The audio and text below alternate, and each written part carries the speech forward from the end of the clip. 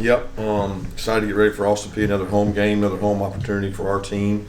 A lot of respect for this team. They played a good Middle Tennessee team and jumped on them and played really well. Done a great job with their program. Been through some injuries last year that probably hurt them, but they've got a good group coming in to play us. Our guys had a really good practice yesterday. I thought we had good energy, enthusiasm. Made some corrections and then worked on us and worked a little bit on Austin Peay as well. So looking forward to this week. Raise your hand, bring a microphone around to you. Yeah, Kirby, going back to Saturday, how would you evaluate how your offensive line played, especially acknowledging that two guys were banged up earlier in that one? Thought we did some good things in the run game. We had some play action pass mishaps between them, the backs, and coordinating some calls. But pleased to the guys that stepped up and played. We were able to play a lot of players in the offensive line, both out of necessity, but also out of getting the lead. So it was really good to get a lot of experience for guys to go in and play the game. Didn't think we had great stamina in terms of being able to play long drives and stay fresh. It was a little bit warm out there, but it was predicted to be even warmer this week. So we had to do a really good job of being the best conditioned team, and that's important. Kirby, with a quarterback that can run like Gunnar and more, I guess, parity we've seen in college football, there were a couple fourth down conversions, and even across college football, we're seeing more of that. Do you think that's going to be a trend as offenses you going four downs more often now with the parity and more mobile quarterbacks? I don't know that there's a correlation between offenses going for it more often because of mobile quarterbacks. I don't see the correlation there. I think people are going for it more on fourth down based on athletics. I don't think it's a matter of who the quarterback is. There's been athletic quarterbacks for a long time in college football. What does the link between parity and mobile quarterbacks have? I don't know what you're suggesting when you say there's more parity, so there's more athletic quarterbacks. Well, I'm saying just the combination of those two things, more parity, closer games, taking advantage of your downs, and then mobile quarterbacks being that extra guy on offense for defense. If that was the case, then you would think there's a lot more scoring, right? I agree with you. More people are going for it on fourth, but doesn't seem like scoring was up, at least in week one. If anything, it was down. So maybe those going for it didn't work. Maybe they're not happening at the same success rate. I think defenses are going to adapt to the analytics, and people are going for it more often, and they're playing you differently in those situations than maybe they have in the past. But there probably is more parity, and there's definitely people going for it more often.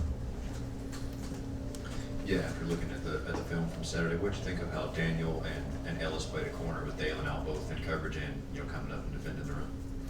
Well, we talked a long time about process over results, and that's probably the message that goes to every position group, not directed at them, but did they do the process right? Were their eyes in the right spot? Did they play with the correct leverage? Did they play the right technique?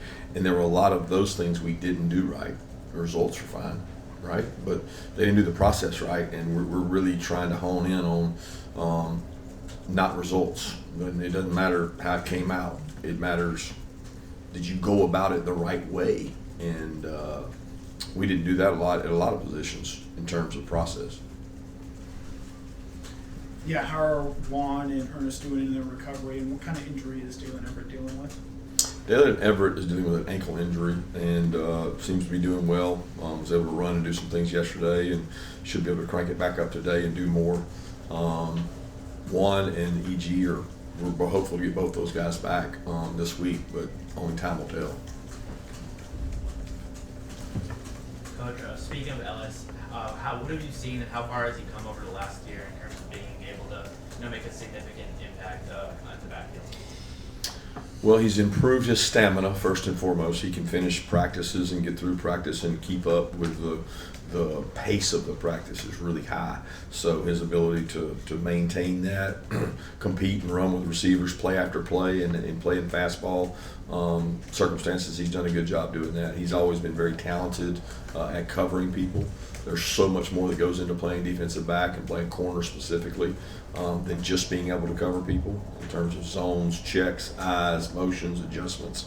he has bought into that. He's said, you know what, that's important. If that's what's keeping me off the field, then I want to work on that. So his communication, his understanding of the defense has been really good. Tackling and physicality is always important at corner, and he's not a guy that's afraid of it. You know, he has to play big on blocks a lot of times, but he's not afraid of contact. Austin Peay did a really good job Saturday of shutting down the MTSU offense. What sort of stands out to you about their style of defense and what was so effective over the weekend? Twitchy, Quick, disruptive, keep you off balance. You know, the defense coordinator was at Tennessee Tech last year. He does a great job. They have, you know, guys that run to the ball really well, disruptive inside. They understand their job and their gaps. It's not as simple as just walking out there and saying, okay, well, you got bigger and supposedly better players than these guys, just go run all over them. It's not that simple. These guys are disruptive in what they do. They're tied together. They play really hard. And you know, I tell everybody, effort counts twice. If you play with great effort, it's worth double the value. Kirby, speaking of the running quarterback question, there were a lot of like big running performances by quarterbacks this past weekend. Obviously, Gunnar can.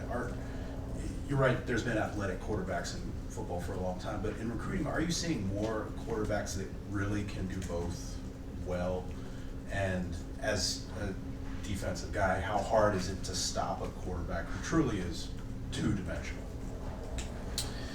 Yeah, I mean, it's to the degree of what you're calling them two-dimensional. I think there's degrees, right? Think of the greatest running quarterback you've ever seen on a scale of 1 to 10. If that greatest running quarterback is a 10, where is he on the throwing element? You know, the ability to be a great thrower and a pocket passer.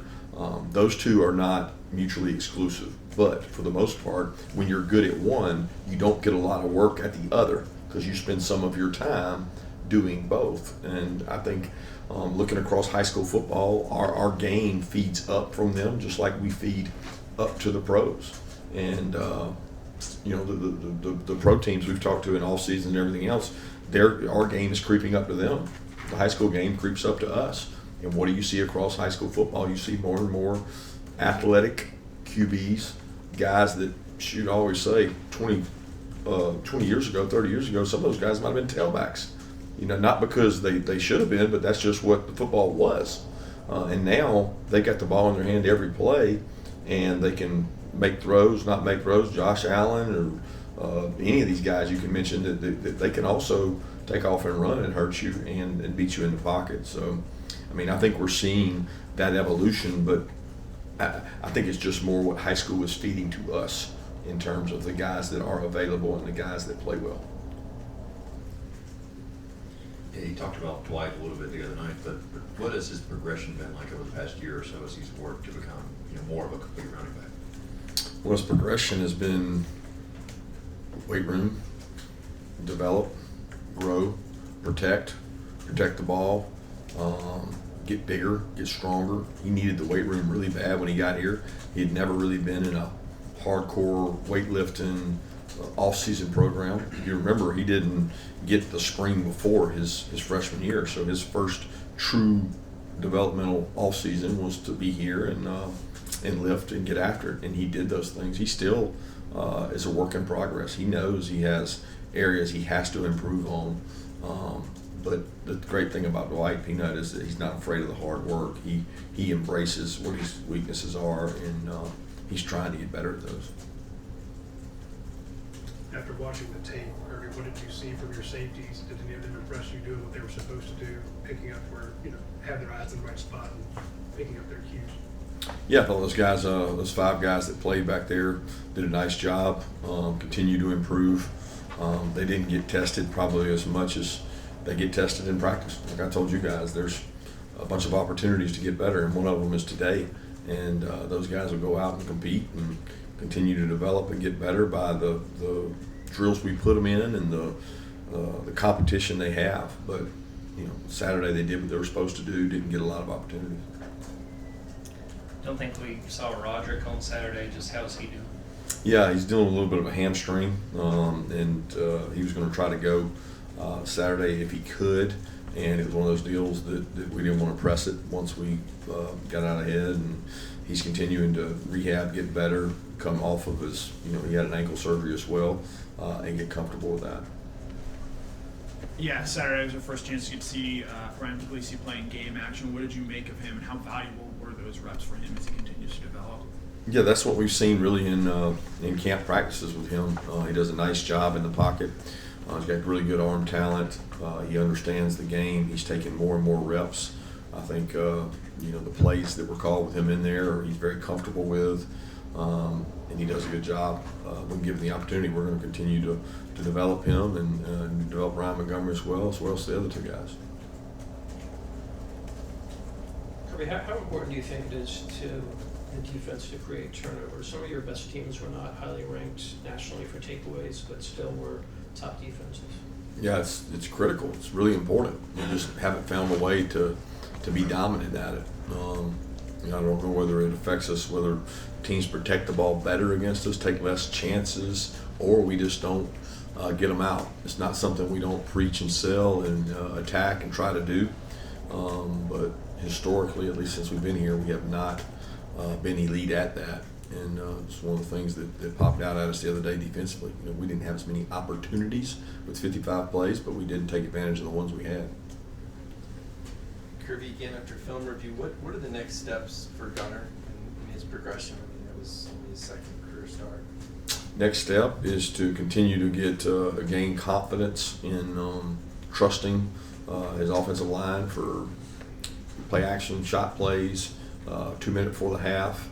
I thought he did an excellent job of improvising when things weren't there or there was a breakdown. And that was probably the best thing he did was take care of the ball, protect the ball, and make plays with his legs. But he continues to get better. The next step is play with a little more confidence. I think each time you start and playing games, you lose some of that anxiety. Yeah, Coach, with fire, passion, and energy, is there a way that you guys determine if players showcasing that? Like, is it a more of a just when you see it type thing, or is there an analytical system that you guys follow for that? No analytical system for that. It's an inherent trait that some people have, some people don't, but if they don't have it, we try to expose it and bring it out and highlight it when they do. But there's no statistical trait that we have to measure that. Coach, when you have two backs as talented as Nate and Dwight, how much does that open up the passing game for Gunnar and the rest of the offense? Yeah, I look at all our backs. It's really good. You mentioned Nate and Dwight, but Chauncey's had a great camp. Bo didn't get a chance to do a lot the other day, but Bo's had a good camp. He's practiced really hard. He's done great. Rod has been there when he's healthy, and then we're hoping to get Josh involved. So depth at back is something you need. Those guys have to contribute on special teams. So if we're able to be successful, and it's not on the backs, your run game is not completely dependent on your backs. It's completely dependent on a lot of other things. But if we continue to do that, it'll definitely complement the passing game. Yeah, given how successful you guys have been as a program over the years, and the fan turnout is what it was on Saturday, what, if anything, do you think can be done to better incentivize better fan turnout? Better incentivize? I don't know that you incentivize the turnout. It's not, I don't really believe in incentivizing things. I think it has to be a core DNA trait, a belief. When we sell things, it's I will do this if you do this, and incentivize. I don't think that's great motivation. I think it's intrinsic in who you are. I think people should love to be at a Georgia home game because there's only so many of them. It's limited opportunities. It's the same thing about our players. We don't incentivize them to run to the ball by saying we'll go up in your NIL if you run to the ball. You got to do it because you want to be great. You got to do it because you want to be different. And if our fans want to be great and different, then they'll do it. In what areas, Coach, do you want to see Georgia improve from game 1 to game 2? A lot of areas. It's hard to pinpoint one. I talked about it in the beginning, process over results. So the process of playing your position efficiently and effectively, regardless of who is across from you, is what I want to see. So what improvement? The process over the result. Kirby, I know that by the fourth quarter, a lot of your starters were out, but you had a shutout going, and I wonder, you talk about goals. How big of a deal is that to lose a shutout, and just how much time do you pour over that fourth quarter with some of those guys that could be next up? Yeah, I learned a long time ago. I've never been into stats here. Like, we don't do that. We play more players when the game's in hand than probably anybody in the country. I don't. I think of those opportunities as development opportunities. It's why we've been really one of the better programs at turning players over in terms of what we put into the draft and lost early outs and having someone ready to go. I think that's number one, we develop and recruit. Number two, we practice our guys more as 2s and 3s. And number three, when they get an opportunity to go in the game, which we didn't last year, but in years past we put them in the game.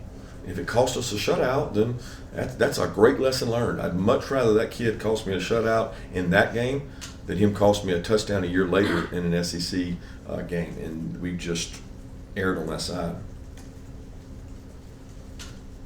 With Brett Thorson, is it a matter of him being able to make a tackle, in the course of a game? Is that what's holding him back, or is he kind of progressed to that level?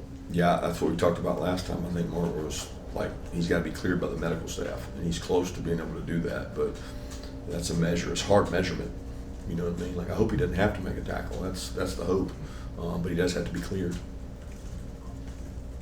Coach asked about Michael Moore. I think it's only got a club on his hand the other day. How close is he to maybe getting rid of that moving forward? I'm not sure of the timeline on that. He has the option of a hand cast with fingers out that he was not as comfortable with, that he may be moving to. Kyron's dealing with the same thing. But I can't answer that. I don't know when he's going to be able to be out of the complete club. Time for one more question, right?